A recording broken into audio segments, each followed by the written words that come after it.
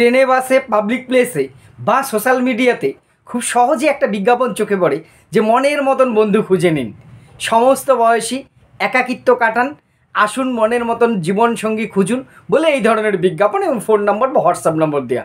মনের মতন বন্ধুত্ব পেতে হলে এই নম্বরে কল করুন। এইভাবে করে যখনই কিছু একাকিত্ব যারা কাটাচ্ছেন বা এমন কোনো পুরুষ বা মহিলা ভাবলো যাই হোক একটা সময় কাটানো একটা বন্ধু খুঁজে নিয়ে এই ফাঁদে পড়ছে, প্রথমে রেজিস্ট্রেশন চার্জ, তারপরে ব্ল্যাকমেলিং, তারপরে বিভিন্নভাবে টাকা আদায় করে সর্বশান্ত হয়ে যাচ্ছে। সম্মানের খাতিরে অনেকে সেটা স্বীকার করতে পারছে না, অনেকেই কিন্তু প্রতারিত হচ্ছে। কিভাবে এই চক্রটা কাজ করছে একদম দিনে দুপুরে চোখের সামনে সবাই দেখছে বিজ্ঞাপনগুলো, কেউ কিচ্ছু করছে না। কিভাবে প্রতারণা হচ্ছে, কারা প্রতারণার শিকার হচ্ছে, কিভাবে মুক্তি পাবো, সেই বিষয়টা আজকের ভিডিওটা আলোচনা করব। নমস্কার, আমি প্রাণ চক্রবর্তী। বিভিন্ন বিষয় নিয়ে আপনাদের সাথে কথা বলি।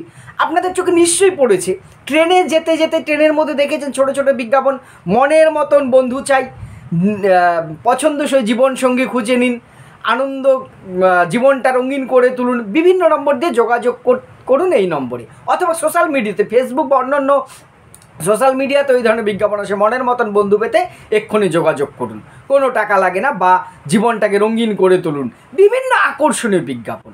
এই আকর্ষণীয় বিজ্ঞাপনের মোহে পড়ে যারা একাকিত্বে ভুগছে বা হয়তো বিবাহ বিচ্ছিন্ন বা বিচ্ছিন্না বা অন্য কোনো কারণ তরুণীরা অনেকেই কি করছে, এই ধরনের প্রতারণা চক্রে কিন্তু ফাঁদে পা দিচ্ছে। মধ্যবয়স্ক পুরুষ মহিলারা ফাঁদে পা দিয়ে কিন্তু সর্বশ্রান্ত হচ্ছে, শুধুমাত্র আর্থিকভাবে নয়, তারা মান সম্মান এবং সমস্ত দিক থেকে। কিভাবে প্রতারণা কাজ করছে? প্রতারণাটা কাজ করছে প্রথমে যখনই আপনি এই নম্বরে ফোন করছেন, যে একজন মানুষ ভাবছে যে দেখে একটা ভালো বন্ধু পাবো বলছে, কোনো রকম টাকা লাগে না, প্রথমেই আপনাকে এরা অফলাইনে যেটা, অনলাইনে সিস্টেমটা পরে বলবো, আমি অফলাইনে যেটা আপনাকে ফোন করা পরে ঠিক আছে আপনার কী ধরনের প্রোফাইল চাই, প্রোফাইল দেখুন, মানুষ বলছে না, আপনি যে ধরনের বন্ধু চাইছেন, যে যদি পুরুষ হন আপনি যে ধরনের মহিলা চাইবেন, আপনার মনের মতন মহিলাদের সাথে আপনি যে কোনো রকম কথা বলতে পারবেন, ভিডিও কলে কথা বলবেন, সাক্ষাৎ করবেন, ঘুরবেন, সব ফেসিলিটি পাবেন। মানে মহিলাদের ক্ষেত্রেও বলবে, সব ডিটেলসের যাচ্ছি না, শালীনতার ব্যাপার কাজ করছে যেহেতু। এবারে কিন্তু ম্যাডাম বা স্যার আপনাকে একটু রেজিস্ট্রেশন করতে হবে, একটা রেজিস্ট্রেশন চার্জ লাগে মিনিমাম আমাদের 1200 টাকা, 1400 টাকা, 2000 টাকা, যাই হোক। আপনি ভাবেন ঠিকই আছে, একটা অফিস, এত সুন্দর কর্পোরেট অফিস, আপনি আসুন অমুক জায়গায়, ওরা নির্দিষ্ট কোনো অফিসে আপনাকে নেবে না, কোনো একটা জায়গায় নিয়ে রেজিস্ট্রেশন করিয়ে নেবে, যেখান থেকে আপনি দিতে বাধ্য হয়ে গেল।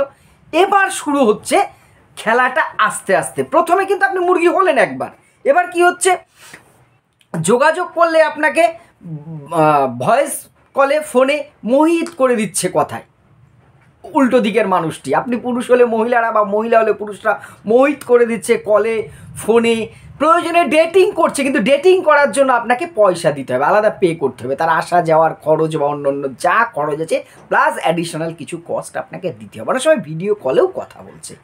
এবারে একটা খুব অল্প দিনের মধ্যে একটা গভীর বন্ধুত্ব আপনার সাথে, টোটালটা কিন্তু আপনি মন থেকে করলেও উল্টো দিকের মানুষটি কিন্তু প্রফেশনাল ফ্রড করার জন্য করছে। এবার আপনার কাছে বিভিন্ন অজুহাতে টাকা চাইবে, আমার একটু মোবাইল রিচার্জ করতে হবে, এই টাকাটা পাঠিয়ে দাও, পাঠিয়ে দিন, এটার জন্য টাকা দিন, আমার একটু ইমার্জেন্সি হয়ে গেছে, বাড়ি থেকে অসুস্থ, এই হয়েছে সেই হয়েছে, এমন এমন এক্সকিউজ দেবে আপনি ভাবতেও পারবেন না এবং আপনি বিশ্বাস করতে পারেন। আপনার এত ভালো একজন বন্ধু পেয়েছেন, বান্ধবী পেয়েছেন, তাকে টাকা ধার দেবেন না বা দেবেন না কেন, আপনি টাকা দিয়ে দেবেন। এইবার যখনই আপনি দিচ্ছেন আস্তে আস্তে জালে জড়াচ্ছেন। এবারে কেউ অসুস্থ হবে, এই হবে, অ্যাকাউন্ট ফ্রিজ হবে, আপনার টাকা নেবে। এরপরে আসবে আপনার কাছ থেকে কিছু তথ্য হাতিয়ে নেওয়া, ভিডিও কলের মাধ্যমে বা ডেটিং করার সময় আপনার ফোন থেকে তথ্য হাতিয়ে নিয়ে আপনার অ্যাকাউন্ট থেকে টাকা গায়েব করার চেষ্টা চলবে। কিছুদিন টাকা নেওয়ার পরে এবার অ্যাকাউন্ট থেকে টাকা গায়েব করে দেওয়ার চেষ্টা চিন্তাভাবনা হবে এবং হয়। এটা যেই টাকাটা মোটামুটি নেওয়া হয়ে গেছে, এবার আপনার সাথে দূরত্ব তৈরি হচ্ছে।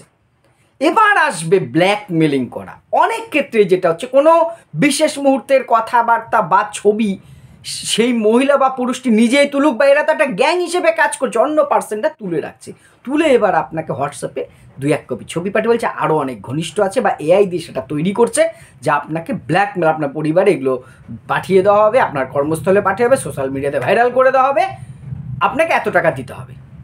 এবার আপনি কিন্তু পুরো ফেঁসে গেছেন, কারণ সেখানে আপনি অনেক সময় কাটিয়েছেন, কথা বলেছেন, টাকা পয়সা দিয়েছেন, সব প্রমাণ আছে, আপনার প্রমাণে আপনি ফেঁসে গেছেন। আপনার বেরোনোর কোনো কায়দা নেই। এবার লোকলজ্জার ভয়ে আপনি পুলিশে যাচ্ছেন না, আপনার পরিবার বন্ধুকে বলতে পারছেন না, আপনি একবার টাকা দিয়েছেন তো আবার ফেসেছেন, আবার ব্ল্যাকমেল করবে।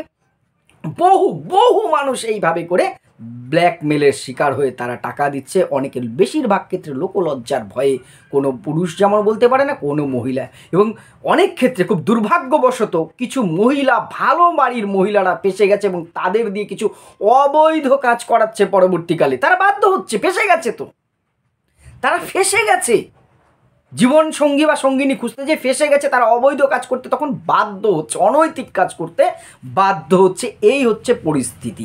কারা বেশিরভাগ এখানে ফেসছে? যারা ধরুন একটু একাকিত্বে ভুগছে, একটু মাঝবয়সী মানুষ, পুরুষ বা মহিলা বিবাহ বিচ্ছিন্ন হয়ে গেছে বা বিয়ে করেনি, একটা সময় সে একাকিত্ব, তারা কিন্তু খারাপ সেজে যাচ্ছে না। একটা বন্ধু হলে একটু কথা বলবো, ঘুরবো ফিরবো বা তার সাথে শেয়ার করবো, তারা কোনো খারাপ উদ্দেশ্য নিয়ে কিন্তু যায়নি, তারা সেই ভেবে যাচ্ছে। অনেক সময় তরুণ তরুণীরা না বুঝে ঝুঁকে যাচ্ছে। আবার একটু এজেড পার্সন, যাদের হয়তো বিয়ে হয়নি বা বিচ্ছেদ হয়ে গেছে, একাই রয়েছে, তারা অনেক ক্ষেত্রে ফেসে যাচ্ছে। আর টার্গেট হচ্ছে কিন্তু এই সমস্ত মানুষেরাই। এবার তাহলে এখান থেকে বাঁচার উপায় কি? কয়েকটি বিষয় খেয়াল রাখবো আমরা, আমাদের পরিচিতদের সচেতন করবো। আপনি যদি খোঁজ নিয়ে দেখেন আপনার পরিচিত আত্মীয়ের মধ্যে কেউ না কেউ ফেসে আছে, দেখবেন এরকম। প্রথম কথা হচ্ছে অপরিচিতের সাথে বন্ধুত্ব এই বয়সে করতে যাবেন না। বন্ধুত্ব করার জন্য টাকা পয়সা দিয়ে বন্ধুত্ব করতে হয়, বিজ্ঞাপন থেকে বন্ধুত্ব করতে হয়? বন্ধুত্ব হওয়ার হলে তো ছোটো বয়সে যেমন হয়েছে, বড় বয়স, বন্ধুত্বের কোনো বয়স লাগে না, এটা ঠিক। যে কোনো কারোর সাথে আপনা আপনি হয়ে যাবে, দেখা হলে কথা হলে বন্ধুত্ব হবে। কোথায় একটা বিজ্ঞাপন রয়েছে, কোনো একটা দালাল চক্র, তারা আমাকে বন্ধু স্থির করে দেবে, তার সাথে আমার বন্ধুত্ব হবে, এটা হয়? সেই বন্ধুত্ব টেকে? সেটা বন্ধুত্ব? সেটা তো বোঝাই যাচ্ছে বিজনেস করতে এসে। প্লিজ এই ধরনের ফাঁদে পা দেবেন না। আর একান্তই কোনো বন্ধুকে কারোর সাথে সম্পর্কে জড়াতে চাইলে ভালো করে তথ্য যাচাই করুন, ক্রস চেক করুন। আপনি অজান্তে তাকে যাচাই করুন বিভিন্ন সোর্স মাধ্যমে, যাচাই করে তবেই বন্ধুত্বে পা বাড়ান। থার্ড যেটা বলবো, কোনো রকম ব্যক্তিগত তথ্য শেয়ার করবেন না। বন্ধুত্ব করবার জন্য Aadhaar card, PAN card, voter card বা ব্যাঙ্ক অ্যাকাউন্ট লাগে না। আমরা এটা তো জানি, বন্ধুত্ব হয় মনের থেকে। বন্ধুত্বের জন্য Aadhaar card, PAN card, voter card, OTP লাগবে কেন? এটা মাথায় রাখবেন। বন্ধুত্ব এগুলো দিয়ে হয় না। আমার ওটিপি তোমাকে দেবো, তারপরে তোমার সাথে আমার বন্ধুত্ব হবে, এইটা কোনো দিন হতে পারে না। ব্যক্তিগত তথ্য দিয়ে কোনো বন্ধুত্বে যাবেন না, কোনো রকম আর্থিক লেনদেনে যাবেন না। অফলাইনে তো দু এক পয়সা যাও দেবেন না, অনলাইনে কখনোই নয়। এরা এক একটা হ্যাকারের ট্র্যাপে আপনি কিন্তু জড়িয়ে যেয়ে আরও সর্বশান্ত হতে পারেন।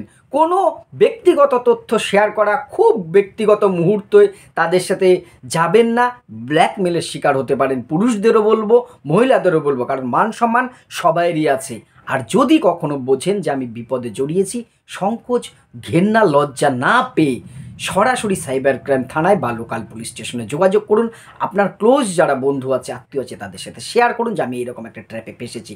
না হলে এরা কিন্তু আপনাকে এইটাকেই ব্ল্যাকমেলিং করবে যে আমি আপনার পরিবারকে জানিয়ে দেবো, এখানে জানিয়ে দেবো। আপনি তার আগে নিজে জানিয়ে সেখান থেকে বেরিয়ে আসুন। ভালো থাকুন, সুস্থ থাকুন। আপনাদের এই ধরনের কোনো অভিজ্ঞতা বা মতামত থাকলে অবশ্যই কমেন্ট করে জানাবেন। ভিডিওটি ভালো লাগলে শেয়ার করে পাশে থাকবেন। ধন্যবাদ।